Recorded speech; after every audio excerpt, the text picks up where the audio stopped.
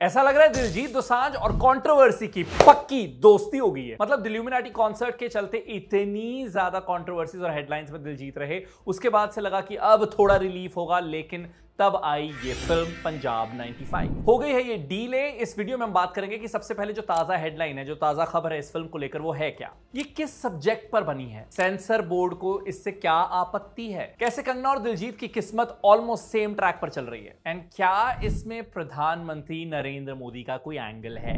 All of this in this video. लेकिन सबसे पहले बात करते हैं इस लेटेस्ट कंट्रोवर्सी की। क्या है पंजाब 95? एक पॉलिटिकल थ्रिलर है स्टारिंग दिलजीत दोसांझ, नाम ही काफी है। The biggest ever Punjabi pop star sensation that we have witnessed in today's time. ये फिल्म आधारित है जसवंत सिंह खालरा की लाइफ और डेथ पर। इस फिल्म को 7 फरवरी को रिलीज होना था ग्लोबली, और दिलजीत ने कहा था कि इसमें कोई कट्स नहीं होंगे क्योंकि globally they thought we can do that. लेकिन मंडे को 20 जनवरी को दिलजीत ने इंस्टाग्राम पर लिखा, we are sorry and it pains us to inform you that Punjab 95 will not release on 7 February due to circumstances beyond our control. Film के director Honey Trehan ने भी स्टोरी डाली, पंजाब 95 पे कांटा लगाया और पंजाबी में साथ में लिखा तक्का। तक्का अक्सर पंजाबी में तब कहते हैं जब हम इनजस्टिस की बात करते हैं। अब बात कर लेते हैं फिल्म का सब्जेक्ट क्या है। चलिए, आपने कंट्रोवर्सी या न्यूज हेडलाइन तो समझ ली, लेकिन ये फिल्म आखिरकार किस सब्जेक्ट पर बनी है जो इतना कंट्रोवर्शियल है। इसके लिए चलते हैं mid 1980s to mid 1990s of Punjab. इस वक्त पंजाब में इंसर्जेंसी का जोर था। हिंदी में इंसर्जेंसी को क्या कहते हैं? विद्रोह, एक तरह से रिवोल्ट। किनके द्वारा? खालिस्तान मूवमेंट के सेपरेटिस्ट द्वारा। सेपरेटिस्ट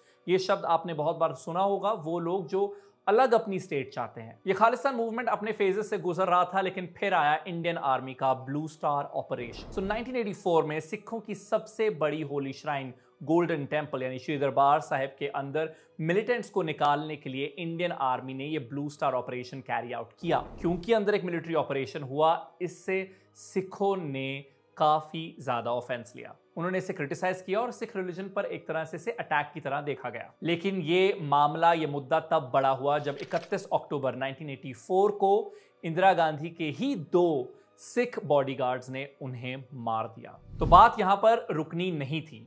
टेररिज्म, करप्शन, ब्रुटैलिटी अपने पीक पर पहुंच गई, और ये सिर्फ पंजाब ही नहीं, ये आग दिल्ली तक भी पहुंची और देखा गया कि पुलिस सिंगल आउट करने लगी सिखों को, बिकॉज ऑफ कोर्स आप देखते ही किसी सिख को पहचान सकते हैं, and that is why the brutality grew on Sikhs. अब यहां आते हैं जसवंत सिंह खालरा, एक ह्यूमन राइट्स एक्टिविस्ट। 1984 और 1994 के बीच, यानी एक दशक के बीच में, इन्होंने कई रिपोर्ट्स और रिसर्चेस की और कई खुलासे किए, सिखों की इल्लीगल किलिंग के खुलासे। इनकी रिसर्च में इन्होंने बताया कि 25,000 इल्लीगल किलिंग्स हुई हैं इस पीरियड के दौरान, इस 10 सालों में। उन्होंने ये भी कहा कि 2000 तो पुलिस ऑफिसर्स ही मारे गए हैं। उनके हिसाब से ये वो पुलिस ऑफिसर्स थे हु रिफ्यूज्ड टू कोऑपरेट। इन्होंने ये रिसर्च 3 मेजर एरियाज में की थी, अमृतसर, तरनतारन और मजीठा। अब आता है 1995 का 6 सितंबर का दिन। जसवंत अपने कबीर पार्क के घर के बाहर गाड़ी धो रहे थे और वहां से पुलिस वाले उन्हें उठा के ले जाते हैं। उसके बाद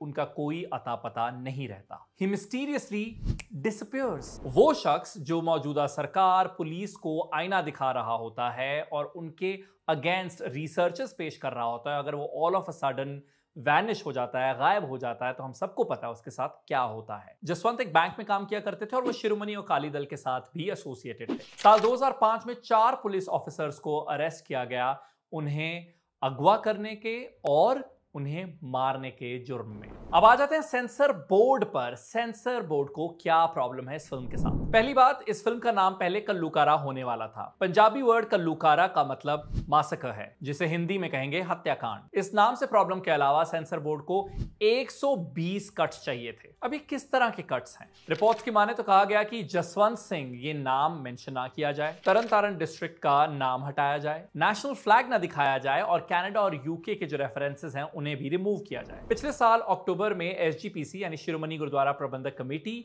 जो गुरुद्वारों की एक गवर्निंग बॉडी है, उन्होंने अकाल तख्त को लिखा एक मेमोरेंडम। अकाल तख्त सिखों की सबसे बड़ी रिलीजियस गवर्निंग बॉडी है। अकाल तख्त ने एक कमेटी फॉर्म की 3 मेंबर्स की और रिक्वेस्ट की मेकर्स को कि वो उन्हें फिल्म दिखाएं। उधर खालराज wife Paramjit Kaur Khalra also criticized censor board's proposed cuts. और उन्होंने कहा कि हमारी पूरी फैमिली इस फिल्म को अप्रूवल दे रही है, so what's the problem that you have? So Akal Takht की कमेटी बनी, और उसका क्या हुआ उस पर अभी क्लैरिटी नहीं है. On the other hand, खालराज family is in full support of the film. अब इंटरनेशनल लेवल पर आ जाते हैं. साल 2023 में टोरंटो इंटरनेशनल फिल्म फेस्टिवल में इस फिल्म को स्क्रीन किया जाना था. इंडिया के बाद कनाडा में सेकंड लार्जेस्ट सिख पॉपुलेशन है. एक पब्लिकेशन वैरायटी के हिसाब से प्रीमियर डेट से एक दिन पहले उस फिल्म को वहां से निकाल दिया गया. पब्लिकेशन वैरायटी के हिसाब से there were political forces at play. So India में ये रिलीज नहीं हो पा रही थी. ग्लोबली एक फिल्म फेस्टिवल से निकाली जा चुकी थी.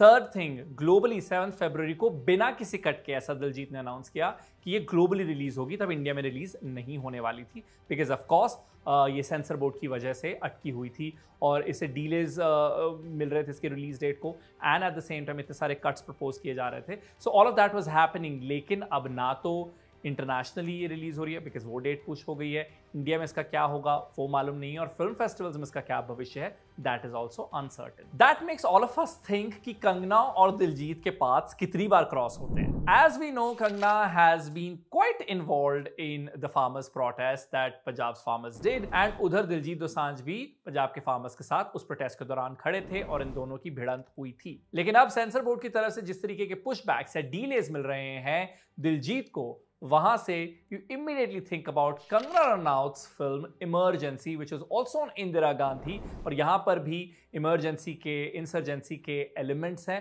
ऑल्दो कंगना बीजेपी की एमपी हैं और इस वक्त भारत में बीजेपी की सरकार है, लेकिन बावजूद इसके इन दोनों की फिल्म्स को similar kind of struggles face करने पड़े. दोनों की ऑडियंसेस डिवाइडेड हैं अबाउट द फिल्म. एक सेक्शन ऑफ कोर्स चाहता है इमरजेंसी को देखना, पंजाब 95 को देखना, और दूसरा सेक्शन ऑफ कोर्स ये कहता है कि जो ये पीस है पब्लिक पीस वो डिस्टर्ब हो सकती है with Punjab 95 and emergency. By the way, Punjab के 80s वाले दौर पर बनी कई फिल्में जो हैं उनको स्ट्रगल्स का सामना या कंट्रोवर्सीज का सामना पहले भी करना पड़ा है. तरम युद्ध मोर्चा एक फिल्म थी, देन 47 तो 84, 47 to 84. इन दी एंड अब बहुत सारे लोग दिलजीत दोसांझ की प्रधानमंत्री नरेंद्र मोदी के साथ जो मीटिंग हुई उसका भी जिक्र कर रहे हैं. जब ये दोनों लोग मिले थे तब कई लोगों ने ये भी गैस किया था कि शायद अब पंजाब 95 को इजीली रिलीज करने दिया जाएगा because probably this was his attempt to request the authorities to request the government.